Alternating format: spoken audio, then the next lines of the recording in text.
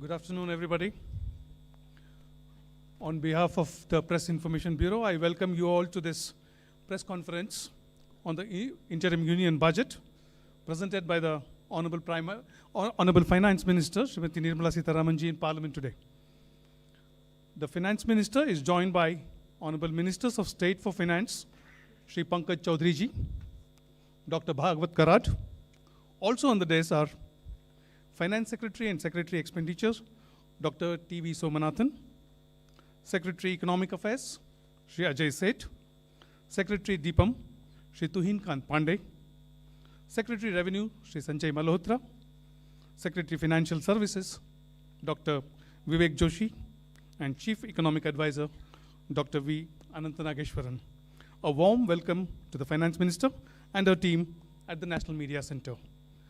At the beginning of the press conference, Finance Minister will make her opening remarks. After that, we will open the floor for discussions and questions and answers. Thank you. Over to you, Minister Ma'am.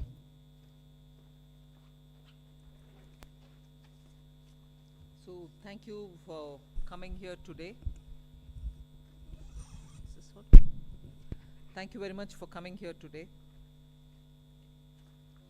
Slightly longish opening remarks. I'll try to cut it down. But over and above what you heard me say, I just want to give the overall perspective, so I'll take a bit longer than I desire. See, this is an interim budget presented just before the election, obviously. The four large things that I want to draw your attention to is GDP. You get the numbers, you see it, and so on. But I want to bring in this dimension, that governance, development, and performance. On all these three heads, I'd like to say what actually we have achieved, because that forms the backdrop. So on governance, this budget speaks from a position where we have delivered on development, we better manage the economy with correct intentions, correct policies, and correct decisions. So it's a governance with care, conviction, and confidence. If that stood for the GDP's G, the D stands for people living better, earning better, and having high aspirations for the future. And if I move to the P, the performance, 3 consecutive years of 7% growth. Fastest growing economy in G20, all parts of the country participating in the growth. Price stability and inflation management. Handling the health and economic fallout of COVID. Build out of physical, digital, and social infrastructure. DPI as a factor of production almost for formalization and financial inclusion and growth of the economy. Cleaning up the banking system, GST, one nation, one market, and one tax, the IBC. So if you were to look at performance, I've listed some of them. So your GDP, as we look at governance, development, and performance, I have something to say on each of these. So this budget, or vote on account, is getting presented with the GDP that we want to speak to you about. And in that, the fiscal management actually is something which I would like you to spend some time, even as you go through the budget. But I'll flag it here. Bringing down the fiscal deficit in spite of very challenging times, as per the announced consolidation path, and with transparency and prudence. So in fact, I was just remarking to my officers this morning, most of you all had already calculated the figures, RE revenue, RE expenditure, this is what it is, because every month you get the reports coming out. So you don't need to wait till the budget statement. Every month you get the accounts, and so budget process has become absolutely transparent and questionable. If there are any, you're there to question, we are here to answer. But we set in the process of keeping everything brought on budget and nothing kept aside from it or underneath it. So with that, the budget deficit, fiscal deficit, 5.8%, which is much lower than the 5.9 which was at the BE. Similarly, for the 24-25 budget, we've given 5.1 as the fiscal deficit, so clearly indicating that we are on track to meet the glide path which was set in 2021-22, and that we are well on track to meet the 4.5% fiscal deficit on or below 4.5 even by FY26. If this is the background with which I'm talking and the presentation of the budget happened, I want to very clearly put some things under the heading, if you want to call it that, Disha Nirdeshak Baatein. You must have heard the Honorable Prime Minister speak before the Parliament session, well before the session commenced. His usual customary remarks. He said the budget will be presented tomorrow and you will have some Disha Nirdeshak Baatein in it. So, what are those Disha Nirdeshak Baatein? There are about 5 of them I highlight. Social justice as effective and necessary governance model. So it's not just a slogan for us, social justice, we'll have to work for Nyay. No, we've shown you that it is a governance model and a successful one at that. So social justice as an effective and governance, necessarily a governance model. Then 4 major caste groups, as we call it, as Prime Minister has emphasized: the poor, the women, the youth, and the Annadata. So Disha Nirdeshak Baatein, you have the second point. Third, focus on infrastructure. This year again, massive increases of capex happened in the last 4 years. This year too, there is 11% increase, resulting in a very recallable number, 11,111 crores. So continuing the trend of the last 4 years, where capital expenditure has been the route, one for revival earlier from COVID, and now for sustained growth towards Amritkal, towards the Vikasit Bharat goal. Fourth is the using of technology as a huge opportunity. DPI as almost a new factor of production. So it is actually bringing in the value addition to the economy. It is facilitating every sector to bring in the value addition which is so required and improves on our productivity. And the last Disha Nirdeshak Baatein is high-powered committee for extensive consideration of challenges arising from population growth and demographic challenges. So if these are Disha Nirdeshak Baatein, what were the major announcements? I'll recall very quickly 12 of them. I'm not spending any time except for reading out what those 12 are. 2 crore more homes under the PM Awas Yojana. We already completed nearly the 3 crore. Housing for middle class. Rooftop solar for at least 300 units of power generation every month, which will be muft bijli for the households. There will be some assistance and some kind of a funding which will be extended. So you're generating renewable energy, providing the renewable energy generators the free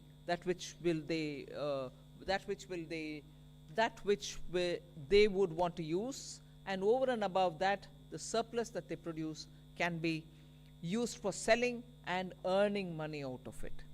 Enhancement of target for Lakpati Didi from 2 crore women to 3 crore women. Preparing and empowering the MSMEs to grow and compete globally, aligning regulatory environment for them. The sixth is making sure that the eastern region, and when I say eastern region, I'm not talking about northeast. Northeast will get the attention that they've been getting all the while. They will still continue to get it, and they will be on the top of our priority. But when I say the eastern region, I'm talking about Bihar, Jharkhand, Chhattisgarh, and Orissa, making sure that they'll become the engines of growth for the new Amritkal India that we are trying to use as a bridge towards leading to Vikasit Bharat 2047. And Eastern India, I've missed out on West Bengal, please add it. Bihar, Jharkhand, Orissa, Chhattisgarh, and West Bengal. Next generation reforms will be carried on, building consensus with states and stakeholders for reform, perform, transform. 3 major corridors, which are programs for railways, for logistics efficiency, and they have been explained. The important point that I want to highlight there is to make sure for Vikasit Bharat, you just don't need to build for better passenger convenience, you need to build for better passenger convenience. You need to give them safety. You need to shorten the traveling time for them. So one of the corridor is going to give emphasis for high density routes where passengers traffic is very high. We need to bring efficiencies and better safety in those areas. But for Vikasit Bharat, passengers need to move as they wish. But equally, materials, raw materials, building goods, cement, rare earths, minerals, we need them to move efficiently as well. So the corridor will take care of that as well. So the synergy between movement of people and movement of goods is what is being highlighted in the 3 corridors that we're talking about. Ninth announcement, that is urbanization, looking at Metro and Namo Bharat. One of the railway related things which I missed out on telling you, 40,000 bogies are going to be improved in the standards with which they can be effective rolling stock and also give the convenience in the passenger experience inside the bogies as well. So 40,000 coaches are going to be brought up to the level of Vande Bharat standards. Metro and Namo Bharat I did mention, so that urban transformation through transit-oriented development can happen. The 10th announcement which I draw your attention to is 1 lakh crore corpus for research and innovation by private sector. So that's coming in at the 10th. 11th is boost to tourism, including spiritual tourism. Interest-free loans will be given to states so that they can build on iconic tourist centers. And the 12th one is supporting reforms in state. They are separate from the development of tourism centers, and therefore I want you all to have the clarity that help to centers are supporting reforms in state is slightly different from boost to tourism. There will be a white paper on economic performance of the last 10 years compared with the previous 10 years. The 12th announcement is so much a statement that I would like to make, which is what I made in the budget speech as well.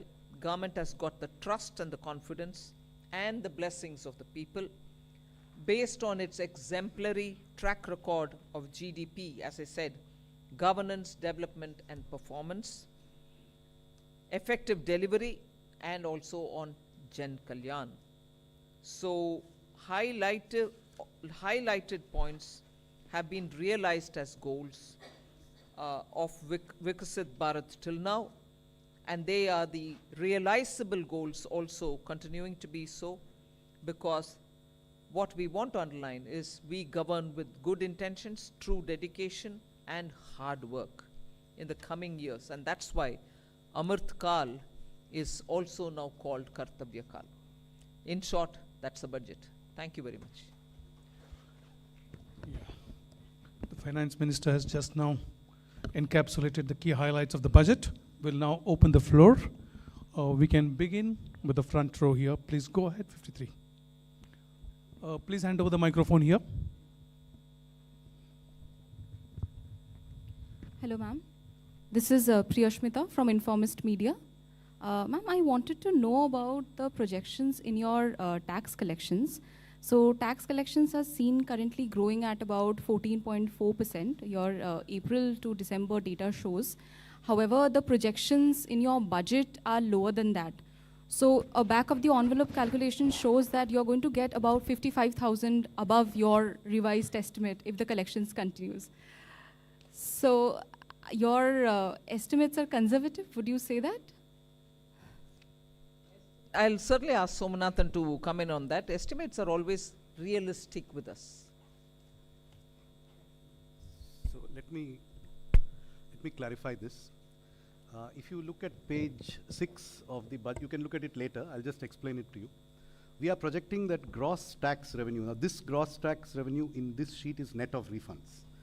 So, net of refunds, we are projecting that in this financial year, it will grow by 12.5% with reference to last year's actual. So, from 30.54 lakh crores last year to 34.37 lakh crores this year is what is presented in our revised estimates. However, the sharing of taxes with the states is different for different taxes. Not all taxes are shareable in the same ratios. What has happened this year, if you look at the numbers, and they are given on page 6, union excise duties have actually shrunk. They have not increased. Most other taxes have grown at, as you say, 14%, etc. Union excise duties have grown minus 5%. That reduction is almost entirely on the account of the center, because the same way that cesses are not shared, reduction in cesses is entirely borne by the center.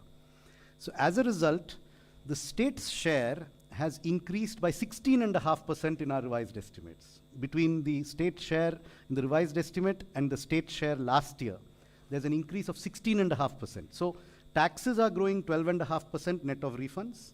State share is growing 16.5% net, and therefore net to center is growing only 10.8% approximately. So there is no expected further padding or anything here. This is our realistic but slightly conservative estimate. Okay, the next question, please. 65. Please go ahead. Hi, ma'am. Yeah. I'm Kriti from Informist Media. So you mentioned that CAPEX, there has been a push towards CAPEX. However, the CAPEX jump for this year is 11%, right?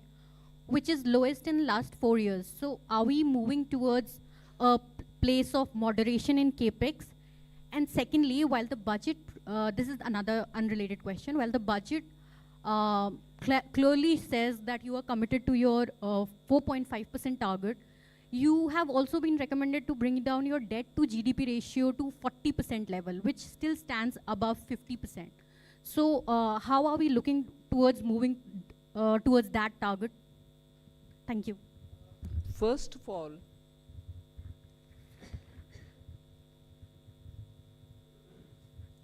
I'm on the second, your second bit was on the debt to GDP. What was your first one on? CAPEX. 11% growth in CAPEX. You've got used to about 30%, 23% from a low base. And today 11% on a high base appears low. Informist. 11 lakh crores going for capital expenditure. And you're seeing also that the private sector is coming in with their investments. So one has to have a clear understanding that when the government wants to spend through capital investment, it can be for one, triggering the economy so that private sector also comes in. At a time when private sector didn't come in, we still fully came in. Now we are seeing also signs of private sector also coming in. So it's only natural for two reasons, therefore, for you to look at. One, on what base are you saying 11% is less? Growth it is. And second, please do look up if private sector is coming in or not. Does that answer you? Yeah. The next question, we'll take it. Wait, to wait, the wait, CD. wait, wait. Still? Now, on your 40% of, first of all, that was a figure that was set before COVID.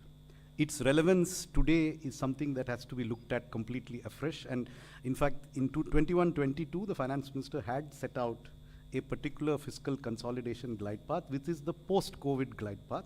I would only point out that today India's debt to GDP ratio is one of the lowest in the G20 apart from other countries. So we have to look at things in today's context, not based on a historical relic of a report which was prepared long ago before COVID happened. Yeah. And again, our external debt also is something which you should notice is never been high, not high even now. Yeah. Second row, I would request you to confine to one question, please, because there are many questions coming up. Yeah. Thank you very much. Please go ahead.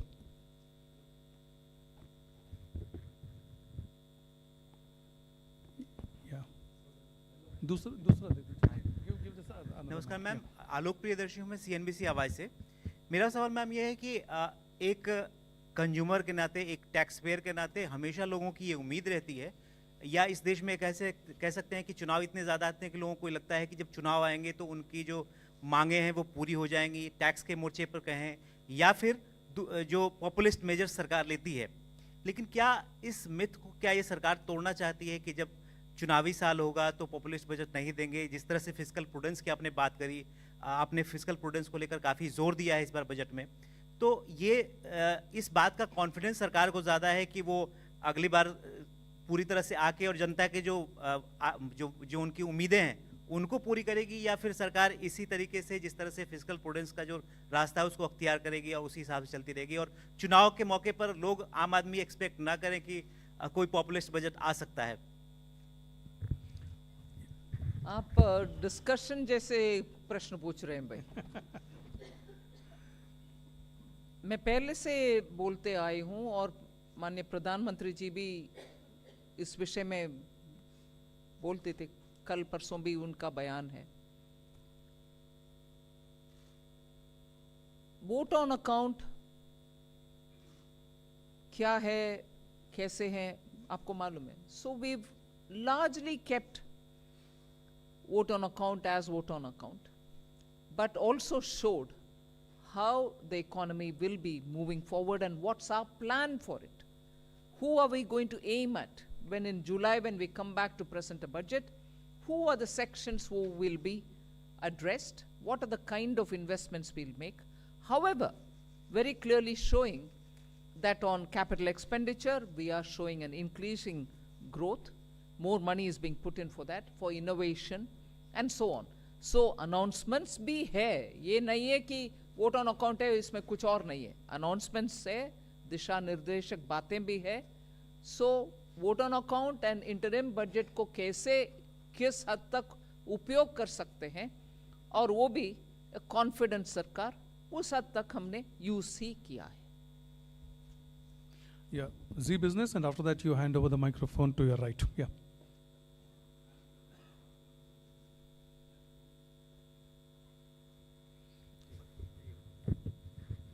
Ma'am, आपने दो बड़ी schemes का ऐलान किया, एक urban area के अंदर housing scheme का, दूसरा रूफटॉप सोलर के लिए। मैम, इसका बजट एलोकेशन कितना है? एक सवाल। दूसरा सवाल मैं मैम पूछना चाहूँगा डाइवेस्टमेंट के ऊपर। मैम, पिछली बार 51,000 करोड़ का टारगेट था, वो टारगेट नहीं मीट हो पाया। इस बार बजट में ये नहीं मिल पाया कि कितना टारगेट अगली बार के लिए रखा गया है, और ऐसे टाइम पे टारगेट नहीं पूरा हो पा रहा है जब मार्केट, इक्विटी मार्केट बहुत अच्छा परफॉर्म कर रहा है।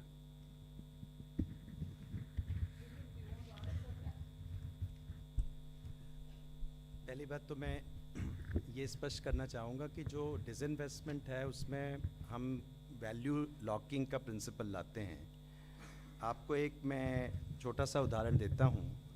हमारे जो 61 लिस्टेड CPSCs हैं और 16 PSBs हैं, एक यानी कि 1 जनवरी 2021 में यानी कि 3 साल पहले उनका combined market cap 15 lakh crore था और आज के वक्त में वो 58 लाख करोड़ है। तो हमने 42 लाख करोड़ की वेल्थ क्रिएट की है पब्लिक सेक्टर में, और उसको माइनॉरिटी शेयर होल्डर्स जो उसमें हैं उन सब के साथ उनकी वेल्थ शेयर हुई है। तो आप वेल्थ इफेक्ट नहीं देख रहे हैं, आप सिर्फ उसमें से वेल्थ में से हम क्या निकाल रहे हैं, लेकिन वो जो वेल्थ जनरेट करना भी इक्वली इम्पॉर्टेंट है। एक साल एलोन में हमने 25 लाख करोड़ का एडिशन किया है। तो आप समझ सकते हैं कि 2014 से जब हमने 4.2 लाख करोड़ का डिसइन्वेस्टमेंट किया है और 4 लाख करोड़ का हमने डिविडेंड लिया है सीपीएससी से, 8.5 लाख करोड़, उसके मुकाबले एक ही साल में 25 लाख करोड़ का हम मार्केट कैप ऐड कर रहे हैं। तो ये जो वैल्यू अनलॉकिंग स्टोरी, इसका मतलब ये है कि आपको डिसइन्वेस्टमेंट करना है तो वेल्थ भी इम्प्रूव करनी है, शेयर की वैल्यू भी लेनी है, और तब डिसइन्वेस्टमेंट कैलिब्रेटेड वे से करना है। इसलिए सरकार ने डिसइन्वेस्टमेंट का एक तो हमने कोई फिक्स टारगेट भी इसे नहीं रखा है। हमने ये कहा है कि हम एक अदर रिसीट्स में एसेट मोनेटाइजेशन हो, डिसइन्वेस्टमेंट हो, वो सब जाते हैं। और दूसरा रिसीट का एक इशू है कि हम कभी भी यदि हमें अपॉर्चुनिटी मिलेगी इससे ज़्यादा भी कर सकते हैं, लेकिन एक उसको फिक्स्ड मार्केट सिग्नल ये देना कि हम शेयर बेचेंगे ही बेचेंगे, इसी प्राइस पे बेचेंगे, उसके कारण उसका प्रतिकूल असर मार्केट में पड़ता है। इसलिए जो हमारा वो है अर्थ ये है कि हमारा जो रेवेन्यू है, और दूसरी हमने इम्पॉर्टेंट स्ट्रैटेजी है कि डिसइन्वेस्टमेंट और डिविडेंड ये दोनों ऑपोजिट डायरेक्शन में हैं। जब हम कंबाइंड कह रहे हैं हम 92,000 करेंगे तो कंबाइंड आप देखिए, और non tax revenue is the biggest story. लगभग 75,000 करोड़ का नॉन टैक्स रेवेन्यू ऐड हो रहा है और हाईएस्ट ग्रोथ उसमें ही है। और अब लगभग 1 लाख करोड़ जो है, यदि आप बजट से देखें और नेक्स्ट बजट में देखें तो 1 लाख करोड़ का नॉन टैक्स रेवेन्यू हम ऐड कर रहे हैं।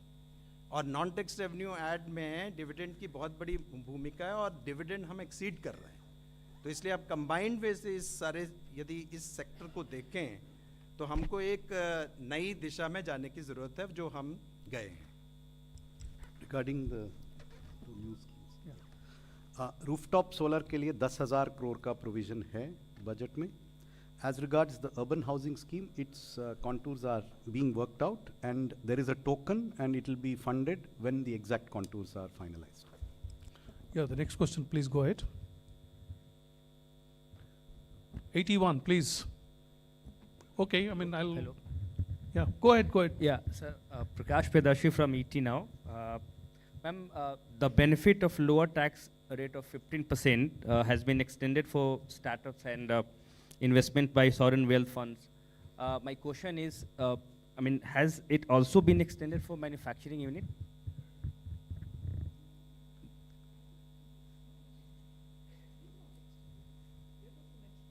No, I'm asking, I'm seeking clarity. No. Thank you. Yeah, Bloomberg, Ruchi. Ma'am, some of the rating agencies have said that they will take a call on a ratings upgrade for India only after the next budget. But given that this budget of yours, you did say that it has been transparent, you've maintained the path of fiscal prudence as well, what will be your message for rating agencies? Not only aligning with the fiscal consolidation roadmap that we gave earlier, but bettering it. Is that one simple, straightforward message which every rating agency should take on board? Should take on board. Ma'am. Yeah, please go ahead. Sapna here from CNBC TV. Ma'am, two questions. One very broad, generic, excellent work in terms of fiscal consolidation. Just want to understand, is it slightly ambitious to have a 5.1 number right away in the interim budget? I mean, broadly expectation was July budget, you will start kind of. No, I don't mean that. No, I don't mean that, but just try to understand, like in 2 years, you'll be able to do below 4.5%. Very broad understanding, ma'am. One is that. Second, ma'am, you're talking about next generation reforms. Within that context, the government has had a, a massive privatization agenda. There doesn't seem to be, any mention of that as of You now. just heard Tuhin. Sapna, you're asking the same thing. No, but, You went elaborately on it. but will you still be sticking to it? Just broadly wanted to understand.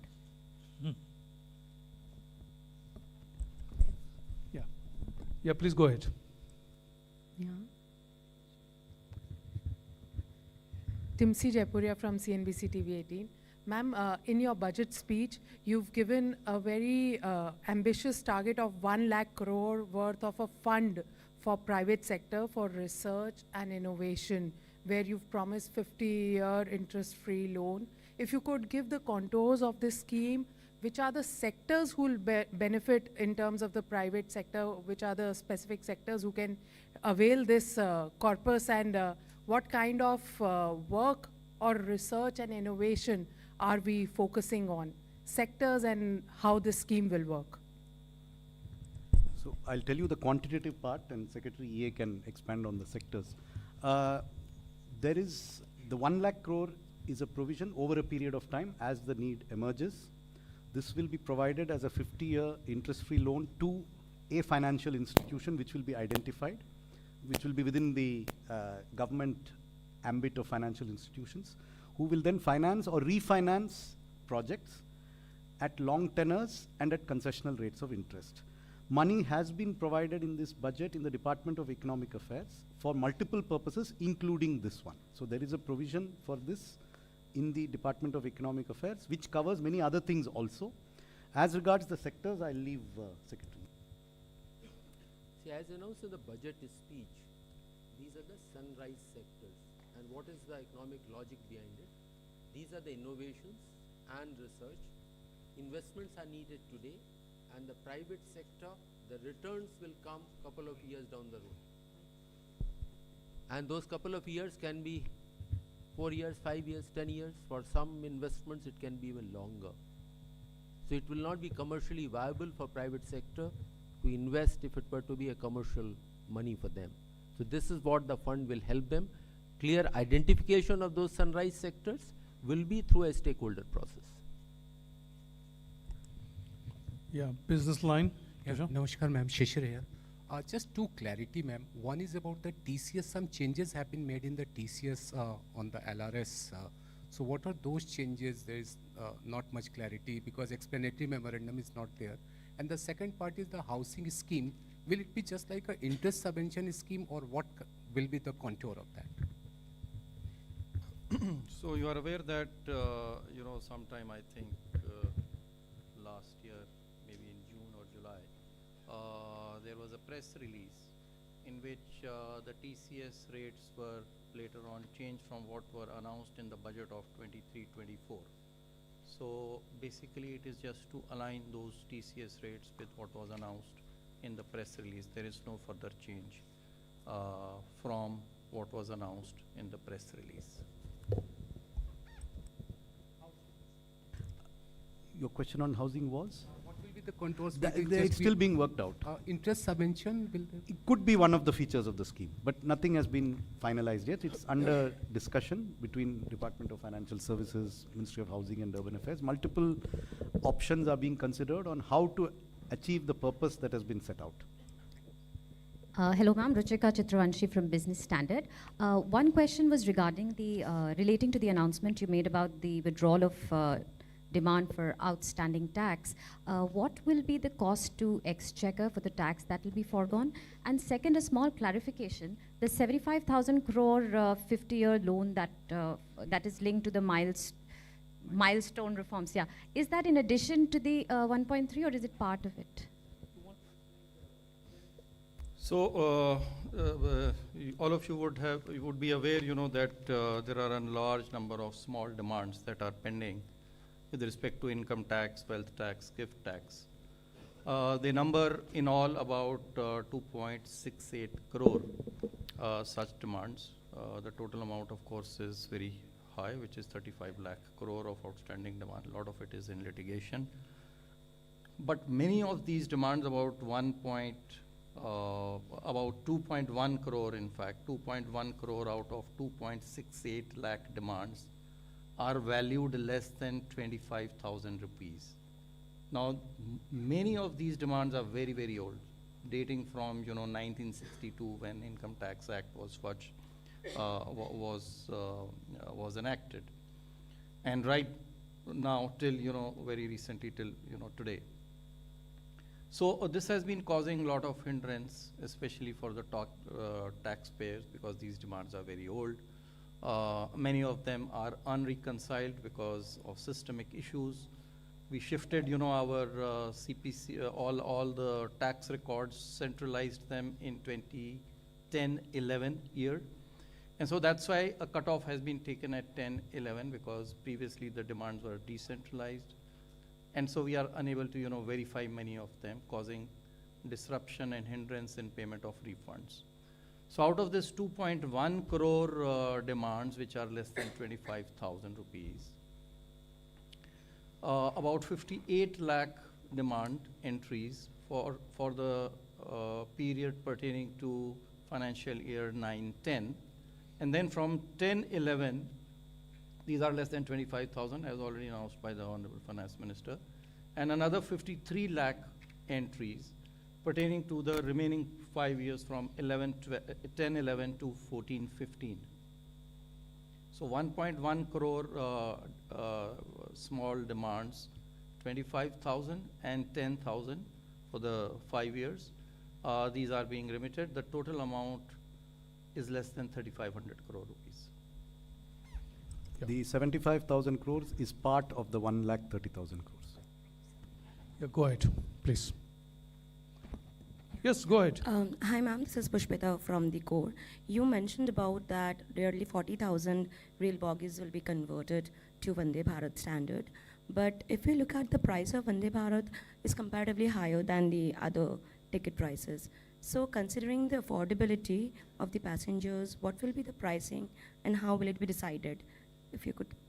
It's up to the railways, but Vande Bharat trains are one thing.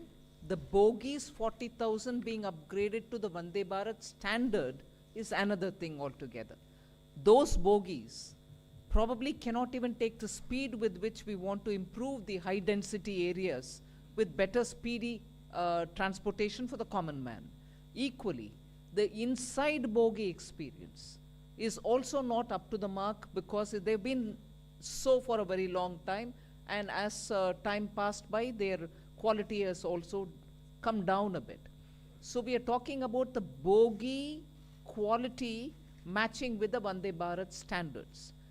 As to which of those lines of traffic that they will get connected to, and as a result what will be the rationalization of the ticket price is not something that we can talk about. That's something which the railways will work out gradually.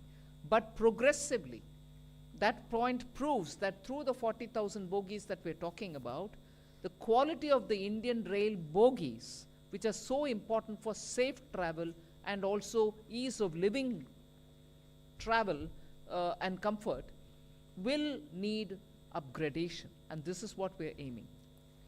Yeah. Please speak into the microphone. Yeah, good evening, Minister. Minister, you had announced an aggressive plan for privatization of 2 government banks a couple of years back. So is that proposal still on table?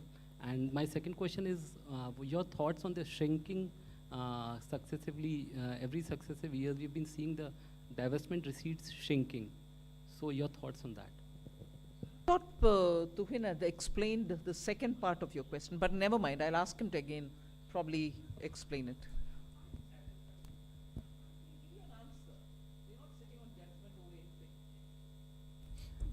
The disinvestment receipts, as you say, is that, is basically you part with your wealth, which is the shares or a property, and convert it in and monetize it. Now there is a wealth effect also there, and we have partners which are the listed companies, the minority shareholders. Our point is that we are also, taking care of GDP, as FMM mentioned, in respect of CPSCs. If you look at the CPSC's performance, whether it comes to capex of 3.2 lakh crore, whether it is their growth story, whether their investment in green energy, whether their performance in return on capital employed, whether you look at return on equity, on all fronts, we are seeing that they are big market players, they continue to improve, and therefore they continue to reward shareholders, including the government. Government is a majority shareholder, but a large part of our shareholders are minority shareholders. So therefore, any strategy, calibrated disinvestment strategy, which will actually do the sum over a period of time is much more than that. And besides, the shares also give you dividend, and we have a consistent dividend policy too. And money is fungible. So we have to have a new paradigm in terms of thinking about, and not to just keep on parting with our wealth at one stroke. We can always do it in a gradual, calibrated way. We'll take a question from the right side, ma'am. Please go ahead. Yeah.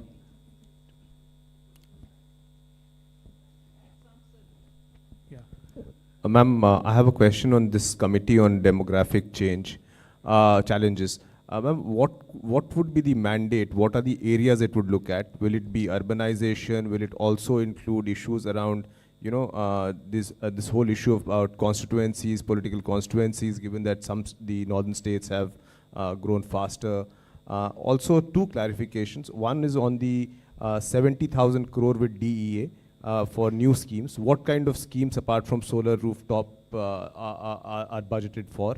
And two, on this issue of tax, these small disputes, does the 25,000 include only the principal amount, or is it interest and penalty for that 25,000?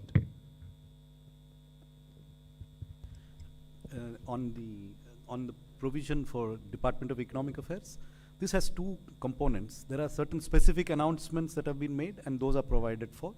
In addition, there is a large increase in our capital expenditure budget.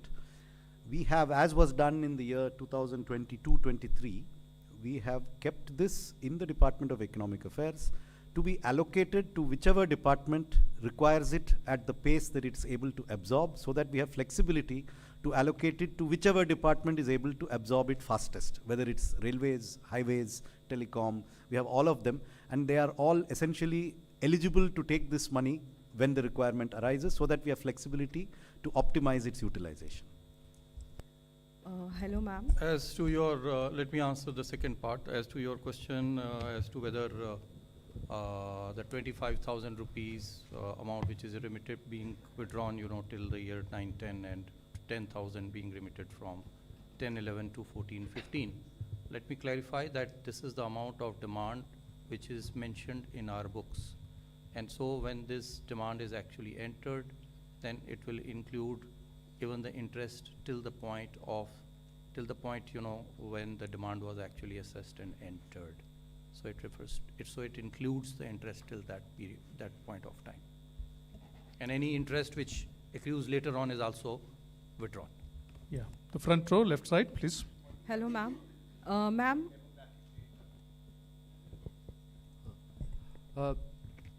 See, when we talk about demography, it is an opportunity, it is a challenge. And the current numbers, how the changes are happening over a period of time. So this committee will have a mandate to have an extensive consideration of those challenges and the opportunities, and come out with a specific set of recommendations.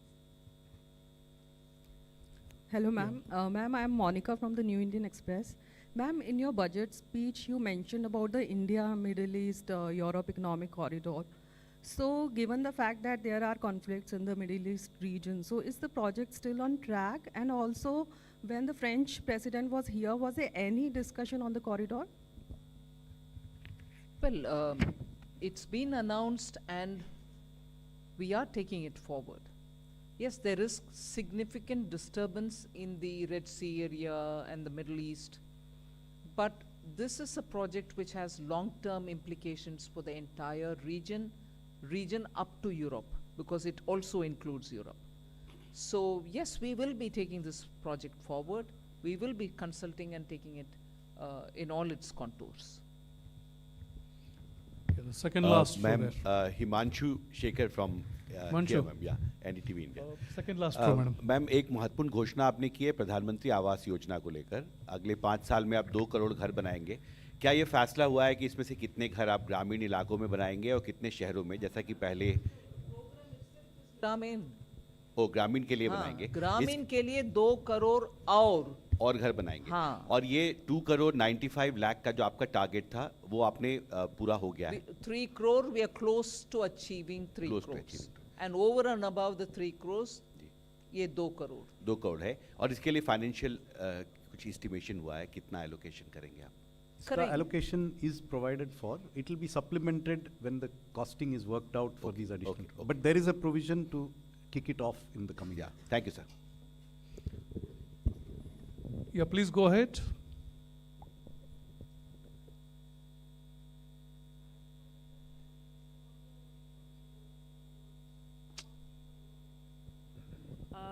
You mentioned the mandate, which I think we wanted a bit more clarity on that. Is it going to be something similar to the population control bill that has been spoken about in the past, or is it going to have a different mandate? We just needed. Say the budget speech says, and I'm already responded to that. Wait for the terms of reference to come out, and then you will get to know the exact details. But overall approach is, it is a huge opportunity, but there are challenges. Both have to be taken note of, and appropriate responses to be taken. So that's really that broad idea I can share with you, and terms of reference will come out in due course. Yeah, please go ahead. Good evening, ma'am. This is Parth Singh from Outlook Business. Since you spoke about bringing the East India to pace in terms of development, I wanted to ask you, how does the government plans to address the industrial gap to help these states in a free market economy? And for example, more than 70% of the PLI projects are currently concentrated into just 3 states. So I wanted to ask you that. They are not concentrated in 3 states because we want them to be concentrated in 3 states. If there are investments happening, and if there is going to be production in any other non-3 states that you want to talk about, PLI will be extended to them as well. It doesn't go on the criteria of geography. It goes on the criteria of manufacturing. It goes on the criteria of how many additional units are produced. I just want to add to that. The public sector investments have gone substantially to the eastern region, whether you look at gas pipelines, new fertilizer plants, or even new LHB railway rolling stock, which is being manufactured in Bihar. So a considerable amount of the public sector investment is focused on the eastern region. Yes, please go ahead. Yeah, if I can add on this particular one, as we are all aware, aspirational districts program in those districts is making a very significant change. 60% of those districts happen to be in eastern India. And when the people are better educated, etc., then more economic opportunities get generated there because skilled manpower is available in those areas. So we'll see over a period of time, and that is what the government will also be providing appropriate support. Ma'am, this is Nivedita Mukherjee from the Sunday Garden. This is with regard to the National Monetization Pipeline that was launched in August 9, 2021. And with regard to your focus on infra in this budget, do we see also that going forward, and what has been the progress? Ma'am, these are 2 different things. A very large part of infra assets are held by those infra agencies or the public sector undertakings. So as they embark upon their more capital investment, they also monetize some of their assets and plow it back. Some of the assets are owned by the government, so those monetization proceeds come to the government. So that one is going on, and that periodically those numbers come out, and if I recall, next year is also a very ambitious number for monetization. But everything doesn't come to the government there. Ma'am, I have a question. Actually, could you please Please elaborate? identify yourself, then ask a question. I am Bani Kinkar Patnaik from the Economic Times. Ma'am, could you please elaborate a bit on the proposed changes in the calculation of agricultural income under the new tax regime? And ma'am, on the 75,000 crore loan. See, under the new tax regime, income from agriculture? Yes, yes. Huh? I mean, Where are we? some reports I saw, ma'am, that's why I'm I'm not here to answer some reports. We'll go ahead. Ma'am, on this 75,000 crore, interest-free loans to states, since it is part of 1.3 lakh crore allocation under CapEx, so will the same, reforms conditions continue, or will there be additional reforms conditions? The specifics will be worked out, and it will be reform linked. What reforms, how much, for what, is something that will come when the guidelines are issued. Yeah, please go ahead. Yeah. Hi, ma'am. This is Vikas from The Hindu. In last year's finance bill debate, during the debate, you had announced the formation of a new committee to review the national pension system benefits to central government employees. And there was an expectation that, by 6 months or so, we might have some outcomes that you could consider. So can we expect that anytime soon, or do you think that might be left for the full budget now? One. And secondly, you've talked about, you've committed your government to, taking forward the next generation reforms. I want to get some sense of what are our priority areas there. And lastly, sorry to take a stab at it again, but this population growth committee that we're looking at, is it likely to happen after the census, because we've not had a census for a while? And as per the National Family Health Survey 2020 numbers that we have, our total fertility rate is already below the replacement rate at around 2. So is there some way that we're looking at keeping our population stable at a certain level, or to reduce it over a broader period? You may want to help me by saying question number 1, question number 2. I'll go on answering. You seem to have asked me about 5 different questions, right? Please go ahead. What was your first? Sorry. NPS, OPS. NPS was first. Once we are ready with the report, we'll let you know. There is no, I don't think there was a time given. We said at the earliest they will give the report. Yeah, so that stays there. What's your second? Second was, ma'am, some sense of the priority areas for next generation reforms. Ajay, you want to add in there? See, you would have noticed that a particular section and extensively covered that what will be the broad strategies for the next several years, getting into those. So those are the indications that can be the broad area for the reforms, the next generation of reforms. But that's not an exhaustive list, but a broad sense you can get it from there. Yeah. And the third was, ma'am, the population bit. The third was the population bit, ma'am. Yeah. I think, please confine to one question, because, many questions are still there. Please go ahead. Yeah. Good evening, ma'am. Janani from NDTV Profit. Ma'am, I would like to get some perspective on some of the scheme outlays. One being the capex infusion to OMCs. In FY24 budget, there was 30,000 for retrofitting, petroleum retrofitting for OMCs. This, in the revised estimate, it was said that 15,000 only would be allotted ahead of the budget, but later we have seen that the same 15,000 amount is there for FY25. Just want to understand if the same has been deferred. And also on the fertilizer subsidy, comparatively it's lesser, so the reason or reasons behind that math. On the oil marketing company public investment, the requirements were reassessed, and it's also been deferred to next financial year. So it has not been provided in the revised estimate. So it was not that it was provided. They're just coming out with the revised estimate. So it is not going to be in this financial year. It's been provided for in the next financial year. And the second part was? Fertilizer subsidy. Fertilizer subsidy is estimated based on recent trends in global ammonia and fertilizer prices, which have been on a downward trend for the last 6 months. So it's our current estimate based on the best information we have right now, which is very different from the prices which were there during the early part of this year. Adrija from Money Control. You have assumed a nominal GDP of 10.5 for the budget. So that would, just wanted to know the division between the real GDP growth and the deflator. Also, the tax collection growth is seen at 11.5, if I'm not wrong. So there seems to be a more significant gap between the two, which we've seen a trend in the past. One more clarity, I'm sorry for adding. This is with regard to a mention that the average real income of people have increased by 50% with moderate inflation, mentioned in the speech. Just want to clarify, is this linked to investment rate or per capita income? Thank you. Answer. Again, you have to help me out and you ask 2-3 questions.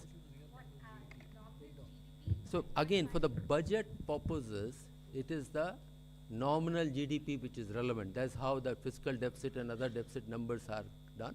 So that estimate is 10.5%. And I recall last year, again, several of you said that are we underestimating, overestimating, etc. We said we have a realistic number. Of course, this year it has been a little lower, 8.9. So our sense is that next year, 10 and 10.5% nominal growth rate is a reasonable number.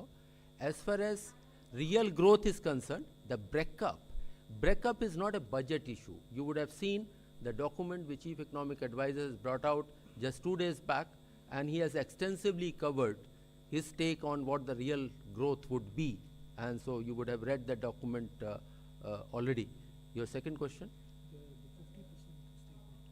50% is I said that announcement, or rather the data which has been shared in the budget, is in real terms. So that has nothing to do with inflation. You are combining the two issues here. There's on a constant prices, income has gone up by 50%. There's yet another statement which is coming up. There has been a moderate inflation. Inflation has been kept within the policy band, except for the post-pandemic period. If you take the 10-year period, it has been well within the policy band. I'll request. I'll just clarify. I'll just clarify this. I think the reference to the growth in real per capita income is 56% is the growth between FY14 and FY23. That's what ma'am was referring to in her speech. And 57% growth in real per capita GDP. Okay? That is what she was referring to. Thank you. Yeah, please go ahead. I'm Meghna Mittal from Money Control. The government has announced in the budget lowering the market borrowing for next financial year, the gross market borrowing.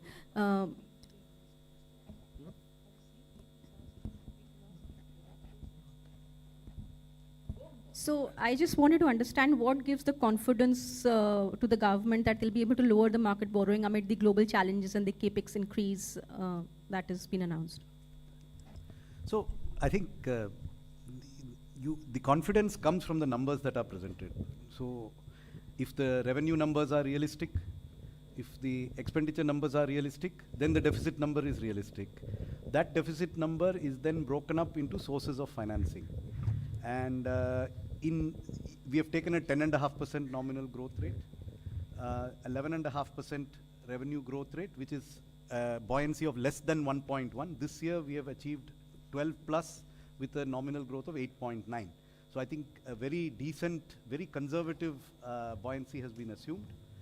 In addition, the expenditure numbers are realistic. We have provided for everything. Therefore, the deficit numbers are achievable. And the borrowing breakdown is given here in terms of how much is market, how much is small savings. Small savings, we have shown a declining trend in resources from small savings. We have shown a declining trend in external debt, and that is reflected in these borrowing numbers. So these are very realistic borrowing numbers.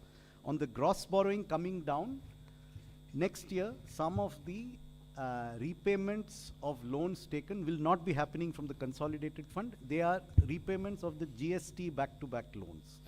So they don't necessarily lead to new gross borrowing. So there is a slight recalibration between the growth of the net, in fact not the growth, the decline in the net borrowing is gentle, the decline in the gross borrowing is steeper, but there is a reason for it. So it's very realistic. Good evening.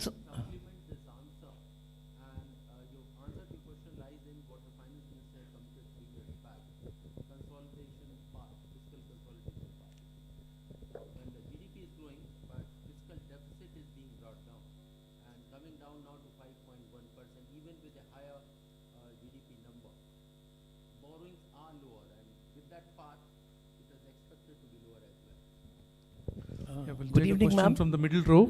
Good evening, ma'am. This is Sanjay Agarwal. I first like to congratulate the entire. I'm Sanjay Agarwal. I work for PN News, ma'am. It's a What news? newspaper. This is a newspaper, ma'am. What news? It's PN News. It's a newspaper. It's a bilingual, ma'am.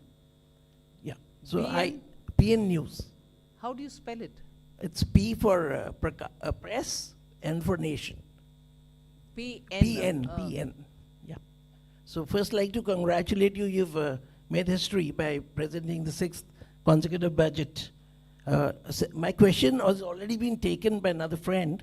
I want to know that you're talking about income tax demands, as Sir explained, Sanjay, that there have been about, the borrowings is 14.13 lakh crores, and this, your effect is 3.8 CR. So wouldn't it affect, and wouldn't be like in the future, there are a lot of quote, he said it's going to be, people are going to say, okay, waive off our demands. Is this not going to set a wrong, means, I don't know, what should I call it, ma'am? See, as I mentioned to you, this should not be seen as a waiver. Because as I mentioned, in the year 10-11, we shifted our records, which were previously maintained at zonal levels or state levels, and which were, mostly paper records. Or if they were, computerized, then, they were held, in computers locally. There was no central record. So in the year 10-11, we shifted this centrally to our central processing center now in Bangalore. A lot of those demands, which are over there, they have actually been paid for by the taxpayers. Because when we reach out to them and we tell them, this is a demand, this is a small demand, of course, but they say, well, we have already paid it. But the records were not with us because they were all decentralized. And so mostly these demands are actually not existing. They are existing on paper, but they are not actual demands. They are mostly fictitious, and they are not going to yield any revenue. Some of them, of course, are very, very small, 1 rupee, 2 rupee, less than 10 rupees. So it's not a waiver. That's why Honorable FM in her speech has not called it a waiver. It's just a withdrawal. It's just a correction of entries. Ma'am, shall we conclude, or would you like to take 1 or 2 questions more? Yes. We go to the middle row. Yeah. Yeah. No supplementaries. And now, please confine to 1 question now, all of you, the 3 of you. Good afternoon, ma'am. Congratulations to you and everybody. Karishma this side from Business Today. Ma'am, if you look at the Manrega allocation, if you see the trend for the last few years, whatever has been budgeted, usually the revised allocation goes, of course, slightly a bit more. And if the trend carries on, it could be seen in FY25 also that you may have to allocate more in the next budget. I'd like to understand from that point of view, ma'am, is the center happy with the way the scheme is working, especially in cooperation from the states? First of all, Manrega allocation is not done on the basis of a trend. It is based on the demand coming from the ground. That is one answer for your first question. But on your second, much more than me commenting, CAG has commented on the way Manrega is operating in some states, where claims are all reaching a stage where they need to be verified. Are they really existing people in the ground? Are people not really those for whom the payments are going? And questions critical to the very spirit, letter and spirit of that program. So to that extent, the CAG reports themselves highlight where course corrections will have to happen in those respective states. I'm not saying a problem existing in one state is the same across the board. Some states may do with some kind of a problem, some others do with other kind of problems and so on. So that has to be addressed differently from, are you gradually coming down in terms of allocation? You're putting 2 and 2 together, which may not be right. Ma'am, hello, this is Surbhi from Business Today magazine. Ma'am, I wanted to understand by when will the white paper that you have announced come out, and will it be done by the Finance Ministry? And secondly, ma'am, on CapEx, do we foresee any slowdown in CapEx this fiscal, because we have about 2 months left now, and we'll have the model code of conduct coming in. So that, no. But yeah, of this is, so just wanted your thoughts on that. Thank you.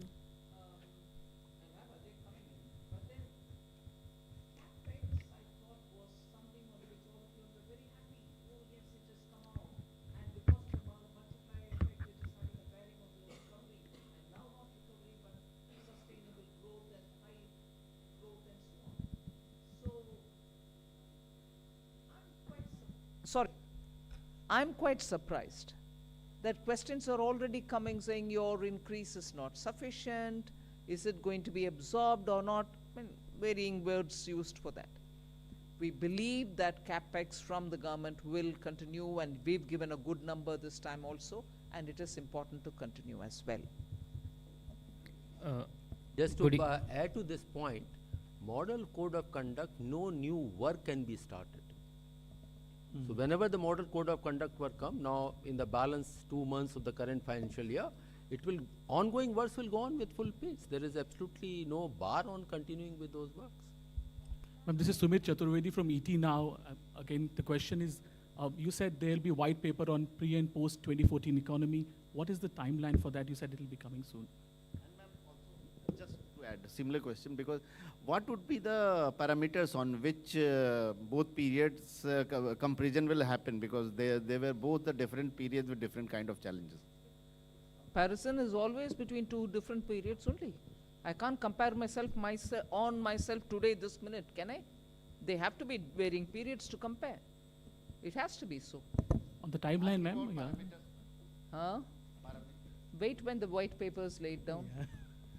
Good the last evening, question, please. Yeah. I am Nikunj Ohri from Reuters, requesting some clarity on the gross borrowing, lowering of the gross borrowing, market borrowing for next year.